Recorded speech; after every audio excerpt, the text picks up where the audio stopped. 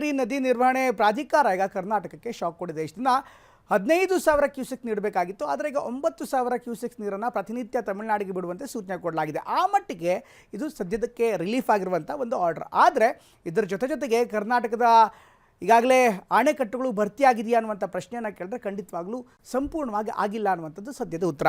ಇದೆಲ್ಲದರ ನಡುವೆ ಈಗಾಗಲೇ ಕರ್ನಾಟಕಕ್ಕೆ ಸಿಕ್ಕಿರುವಂಥ ಆದೇಶ ಎಷ್ಟರ ಮಟ್ಟಿಗೆ ಸರಿ ಎಷ್ಟರ ಮಟ್ಟಿಗೆ ತಪ್ಪು ಅನ್ನೋ ವಿಶ್ಲೇಷಣೆಗಳು ಒಂದು ಕಡೆಗೆ ಇಟ್ಕೊಳ್ಳೋಣ. ಎಲ್ಲ ಬೆಳವಣಿಗೆಗಳು ರಾಜ್ಯಕ್ಕೂ ಕೂಡ ಸಾಕಷ್ಟು ಸಂಕಷ್ಟವನ್ನು ತರ್ತಾ ಇದೆ. ಆದರೆ ಅಚ್ಚರಿಯ ಬೆಳವಣಿಗೆಯಲ್ಲಿ ಒಳಹರಿವು ಕೂಡ ತುಂಬ ಹೆಚ್ಚಾಗ್ತಾ ಇದೆ. ಇನ್ನೊಂದು ಕಡೆಗೆ ತಮಿಳುನಾಡು 21,000 ಕ್ಯೂಸೆಕ್ಸ್ ನೀರನ್ನು ಬಿಡಲೇಬೇಕು ಅಂತ ವಾದವನ್ನು ಮಂಡಿಸಿತ್ತು. ಆದರೆ ಪ್ರಾಧಿಕಾರ ತಮಿಳುನಾಡು ವಾದಕ್ಕೆ ಯಾವುದೇ ಮನ್ನಣೆಯನ್ನು ನೀಡದೆ ಕರ್ನಾಟಕಕ್ಕೆ 9,000 ಕ್ಯೂಸೆಕ್ ನೀರು ಬಿಡುವ ಸೂಚನೆ ಕೊಟ್ಟಿದೆ. ಹಾಗಾದ್ರೆ ಇವತ್ತಿನ ಪ್ರಾಧಿಕಾರದ ಸಭೆಯಲ್ಲಿ ಏನೆಲ್ಲ ಆಯಿತು, ಅದರ ಕಂಪ್ಲೀಟ್ ಡೀಟೇಲ್ಸ್ ಮತ್ತು ವರದಿ ಇದರಲ್ಲಿದೆ.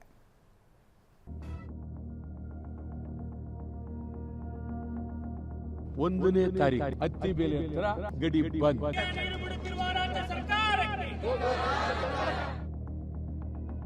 ಕಾವೇರಿ ನೀರು ಹಂಚಿಕೆ ವಿಚಾರದಲ್ಲಿ ರಾಜ್ಯಕ್ಕೆ ಮತ್ತೆ ಹಿನ್ನಡೆಯಾಗಿದೆ. ಕಾವೇರಿ ನೀರು ನಿಯಂತ್ರಣ ಸಮಿತಿ ನೀಡಿದಂತಹ ಶಿಫಾರಸನ್ನ ಎತ್ತಿ ಹಿಡಿದಿರುವಂತಹ ಕಾವೇರಿ ನೀರು ನಿರ್ವಹಣಾ ಪ್ರಾಧಿಕಾರ ನಿತ್ಯ 9,000 ಕ್ಯೂಸೆಕ್ ನೀರು ಹರಿಸುವಂತೆ ಕರ್ನಾಟಕಕ್ಕೆ ಆದೇಶ ನೀಡಿದೆ.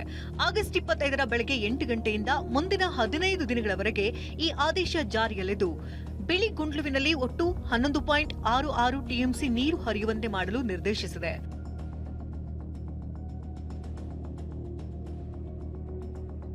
ಕಾವೇರಿ ಸಭೆಯಲ್ಲಿ ಕರ್ನಾಟಕ ಹಾಗೂ ತಮಿಳುನಾಡಿನ ವಾದ ಪ್ರತಿವಾದ ಏನು ಅನ್ನೋದನ್ನ ನೋಡೋದಾದ್ರೆ, ಸಭೆಯಲ್ಲಿ ವಾದ ಮಂಡಿಸಿದ ಕರ್ನಾಟಕದ ಪ್ರತಿನಿಧಿಗಳು ರಾಜ್ಯದಲ್ಲಿ ತೀವ್ರ ಜಲಕ್ಷಾಮವಿರುವುದನ್ನು ಪರಿಗಣಿಸಿ ನೀರು ಹರಿವಿನ ಪ್ರಮಾಣವನ್ನು 6,000 ಕ್ಯೂಸೆಕ್ಸ್ಗೆ ಇಳಿಸುವಂತೆ ಮನವಿ ಮಾಡಿದ್ರು.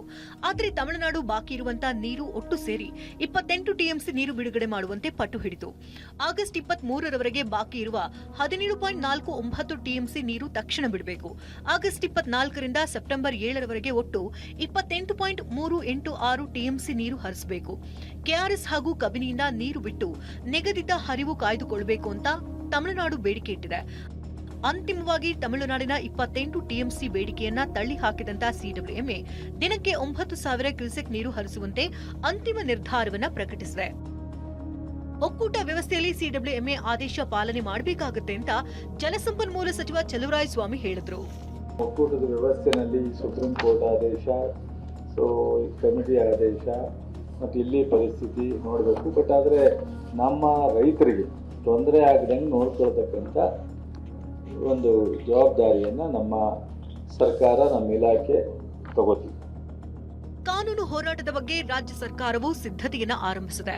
ಈಗ ಸಿಚುವೇಶನ್ ಹೇಗಿದೆ ಅದರ ಮೇಲೆ ಡಿಪೆಂಡ್ ಆಗುತ್ತೆ. ಅದು ನಾವು ಈಗಿರ್ತಕ್ಕಂಥ ಪ್ರೊಜೆಕ್ಷನ್ಸ್ ಆಧಾರದ ಮೇಲೆ ಅದನ್ನು ನಾವು ಕಂಪ್ಲೈನ್ಸ್ ಮಾಡಬಹುದು ಅಂತ ಹೇಳಿ ಮೇಲ್ನೋಟಕ್ಕೆ ಅನಿಸುತ್ತೆ.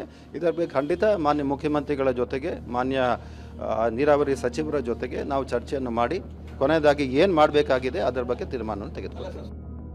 ಪ್ರಾಧಿಕಾರದ ಆದೇಶದಿಂದ ಕೆರಳಿರುವಂತಹ ರೈತರು ಮಂಡ್ಯ ರಕ್ಷಣಾ ವೇದಿಕೆ ಕಾರ್ಯಕರ್ತರು ಶ್ರೀರಂಗಪಟ್ಟಣದ ಕಾವೇರಿ ನದಿ ಬಳಿ ಪ್ರೊಟೆಸ್ಟ್ ಮಾಡಿದ್ರು. ಹೊಟ್ಟೆ ಮೇಲೆ ತಣ್ಣೀರು ಬಟ್ಟೆ ಹಾಕಿಕೊಂಡೇ ಪ್ರತಿಭಟಿಸಿದ್ರು.